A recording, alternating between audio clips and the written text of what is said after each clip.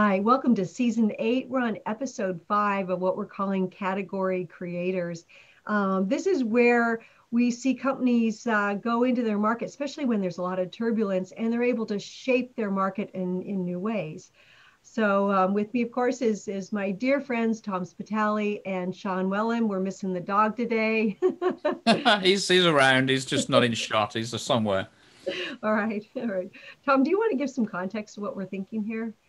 Yeah, today's episode is we still believe this to be category creation. You can decide if you agree, but we think it's an interesting topic. I mean, sometimes what companies do is they shift or pivot their messaging and their target markets.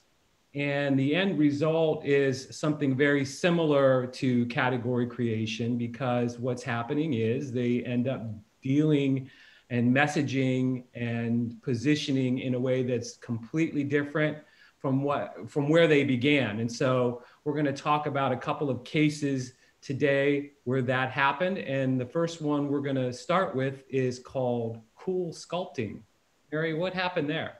Yeah, well, I like this story for a couple reasons. They really did change their business by looking at it, but they were going down a path. Cool sculpting is based on the technology of popsicles, where if you freeze, you suck in your what is it? These cheeks, and you put a popsicle up to it. Over time, you get a dimple because you've frozen the fat in that area. So that's this basic technology. It was non-surgical, and they were going to the people that did facelifts and kind of the Beverly Hills types, and their business wasn't growing. It was kind of flat. And so to their credit, they did a lot of research. And as we started to look at the segments, there was two things that came out. One, at that customer level, they started to realize that in fact, it wasn't people that wanted to go from a size 20 down to a size 7, but rather people that were working out and just couldn't get rid of those last 20 pounds, and they called them love handles. And then so they said, okay, we need to shift that. And then even more brilliant is that they started looking at stakeholders, the people that serve those customers, because you can't, in many of our customers' line of business, it's actually you're going through a doctor or some B2B before you get to the consumer. And they kind of missed that part on the first round. So they focused a lot on what the needs of the practitioners were, where you would go and get all these procedures done.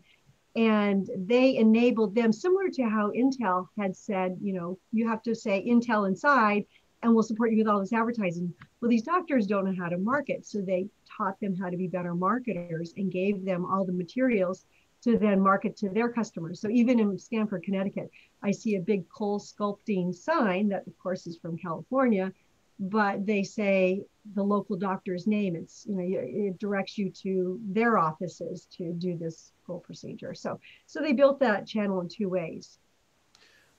Sean and I, first of all, I want to say that Sean and I have no idea what you mean when you use this term love handles. Do you, Sean? What is she talking about, love handles?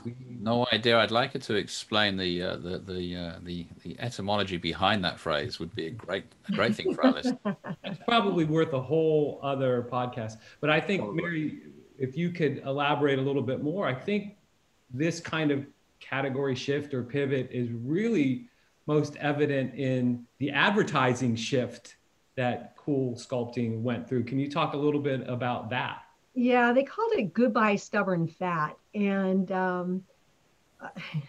were a couple of ways they did that. The sales reps were pretty creative. In fact, several of them were guys, and they would take and use Coolsculpting on just half their body. So it was a literal side-by-side comparison where they would go to the doctor's offices and lift up their shirt and show them that on this side, it was nice and sculpted, and on this side was still that love handle. And so they demonstrated in real time to these skeptical doctors that, this technology worked. And then they gave them they had a very appealing deal for them to lease the machines and all of the business side of that. But the consumer was Goodbye Stubborn Fat, and they had some commercials that weren't so good first. It was everyone taking their clothes off, which wasn't what this target audience needed. So they kind of rescaled that. But so that was the shift, and they're doing incredibly well now, of course. I mean, if you get a chance to look up the original Coolsculpting commercials, it is pretty stark. I mean, it is beautiful people taking their clothes off, and this was all done before the shift. And the real target market reacted to those commercials by saying, "That's not me. I don't want to take my clothes off for anybody." And so there's when these kinds of shifts happen, sometimes you have to look at everything, your positioning, your message, in your segmentation. So how do you go about, like, what are some of the tools that are used in a situation like this? How does somebody even begin to wonder if they're talking to the entirely wrong audience or stakeholders? What's the clues? Yeah, well, I think your business isn't going well. We got to do something. Getting a lot of pressure, and then to step back and say, well, let's like look at our stakeholder map. I mean, it's just that stakeholder map is like, the Rosetta Stone. Once you go back to that and you look at it and you go, oh man, we're kind of missing a big place here. A lot of companies that we work with, start to have that aha moment. Then you go to the segmentation where you go deeper into a couple of those. It's funny, those two things kind of just unlock everything, and we see companies. We work with a company that makes molecules, and they worked it the other way. They were just keep going to manufacturers, and they come out with these new technologies like light stabilizers, and the companies were like, we don't need it now. So they realized that they had to go further down to the parents that, it would, like, one was diapers. So they talked to people that actually use diapers to figure out what the new technologies were going to be. Again, using that stakeholder map. Or, automotive industry, instead of going right to that one stakeholder, they moved down. So it's kind of the opposite of what Coolsculpting did. Was some of these other they serve manufacturing companies, they have to unlock it by using the stakeholder map to go further down the chain, if you will. I think sometimes there's also some simple questions you can ask yourself. If whatever your product is, whatever need it serves, whatever outcome it delivers, if you just ask yourself, who could benefit from this? Now, they may have zero knowledge of your existence. They may have not been prompted or stimulated to even inquire, but ask yourself, who could benefit from this? And then once you've identified potential candidates, ask yourself, why aren't they benefiting from this? And just those two-step questions can be a great way to broaden that whole stakeholder map, because sometimes we have a very narrow view of our world. We understand our products and our processes, and we understand our primary or historical customer, hopefully. But we don't always broaden beyond that. And sometimes it's always worth just having that question, who else, if everyone knew about this and it was fully available, whatever the product is, who would want it? And why aren't they wanting it now? Is it because they've not heard about it? Is it because we're not positioned? Is it because we're not cutting through? Is it misunderstood? There's all sorts of sort of follow-up questions, but I always think that's a sort of really high-level strategic thought is who could use what I do but isn't using it, and why? Yeah, that's a lot of answers to that simple question. So you both mentioned the stakeholder map, and a lot of our listening audience has experience with it. Those of you that don't, the influencer map is a diagram that just puts all the potential stakeholders, no matter how big or small, on a single map and evaluates them and their interactions with each other. And one of the interesting things that I find is that sometimes, somebody who we think has a smaller amount of power in a particular market and is maybe ignored, has like a lot of interaction arrows going in and out to them. In other words, it's a smaller bubble. We think that our key stakeholders are some of the other bigger bubbles or growing bubbles on the map. But if we see a smaller bubble with a lot of arrows going in and out, that's also a clue that maybe if things aren't going well, maybe that particular stakeholder is more important than we've given them credit for. And I think with the case of Coolsculpting, that's probably what happened with the doctors, that there was, just a tremendous amount of, medical thought that maybe went into this. Is this safe? Is this the right thing to do? Is this, is there any sound medical basis behind that? And I would imagine that was probably one of the clues to finding that new shift, that pivot towards the medical community. There's a couple of things, Tom, on what you said. One is when I was an apprentice, learning at your very knee, Tom, when you saved me from the life I was leading and brought me into the fold. And I remember you saying to me, Sean, you said, this tool, the most important thing about the influencer stakeholder map is who are we missing? That's always a big question, right? That was one of the things, is like the purpose of it, as well as looking for who's important, who's growing, who's shrinking, is also that sort of odd question of who's not on this that should be. Because the biggest mistake you'll make with that tool is missing somebody off, isn't it? It's missing that opportunity. And that's an important part of this. And the other thing I was going to mention, as I was listening to your description, I thought, our knowledge of this tool is such that when you talk about bubbles and arrows, we can clearly visualize what you mean. But there's people listening that probably can't. Have we got a resource or a place on the website people can go and see this tool?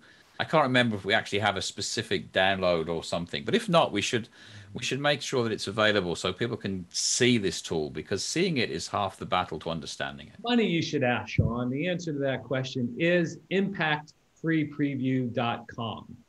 Now, can I just say something? That sounds like that was a setup before we recorded this. And I'd actually forgotten that we've got that. The free preview covers that tool. So if anyone doesn't believe in our sincerity, that wasn't a setup. I literally had forgotten about that. But go on. Anyway, carry on with our fiction, please. Yeah, I think we're going to have to work on that, the category of memory. I know that people are working on Alzheimer's, but maybe we need some other memory categories. I do like the way that you think about a category different. I see a lot of very cool things like wound closure. People that work on wound closure, after a while, their eyes are kind of, twirling in their heads. And then they start to think about wound closure in different ways. How do their customers see it? And, there's actually categories of wound closure, and you can own one of those categories within the big category. The same as body sculpting or memory enhancements or whatever. So it is kind of sometimes, and there's so many interesting ways that you can unlock your brain to start to go, let's just have a brainstorming session about our category and how there are sub parts to it that maybe our customers see different than we do. And that will at least start down one of these paths. So. Well, I agree, Mary. And there is another one of our tools that we don't have a free preview for, but we talk a lot about, and I'll describe a little bit, that actually is another clue as to why you may need to pivot. And it is the ability to compete, which is our scorecard tool, where you basically look at your target market's needs and score yourself and your competitors based on how well they're meeting those needs. Now, a lot of companies fool themselves and, create a score for themselves that isn't realistic. Whatever kind of scorecard tool that you're using, if you're using one, if the result doesn't match the reality, if you think you have a high score and you really aren't having an impact in the market, you've probably kidded yourself, you've fooled yourself. But one of the problems might be that you are just positioned against going after the wrong stakeholder, or you might find that result where you're saying, wow, we should be doing better than we are. And you say to yourself, and in fact, we are doing better with some people than with others. That's a clue that you haven't articulated that segment very well yet, that there is some people that you're doing well. Are you articulating the segment that is? Have you separated those people out, and how those people that are responding well to your offer are different from the ones who aren't? And are you doing everything you can then to find those people, to position specifically to those people? So this is just another, another way, or some, mind checks or dialogue checks. What's the dialogue like in your company when you're underperforming? That may mean that you need to find a different stakeholder or a different segment than you are focused on right now. Yes? No? Yes, I'm not. That's actually, you know what? Nodding is not very useful on a podcast, is it really? I'm agreeing vigorously with the movement of my head, but yes, I agree totally, Tom. Absolutely. I do agree also. Yeah, I think this is great. We really hope that as you're listening or watching, because you can, if you're listening, you can watch it actually, because we've been recording these. So sometimes you get to see a guest appearance of Sean's dog and Sean nodding, hopefully not nodding off. No. And we have all of our, all the things that we reference are on the accidentalmarketer.com. There's tools, there's white papers, there's free previews. So we always love to hear if you have any comments as well. Thank you very much. Thank you.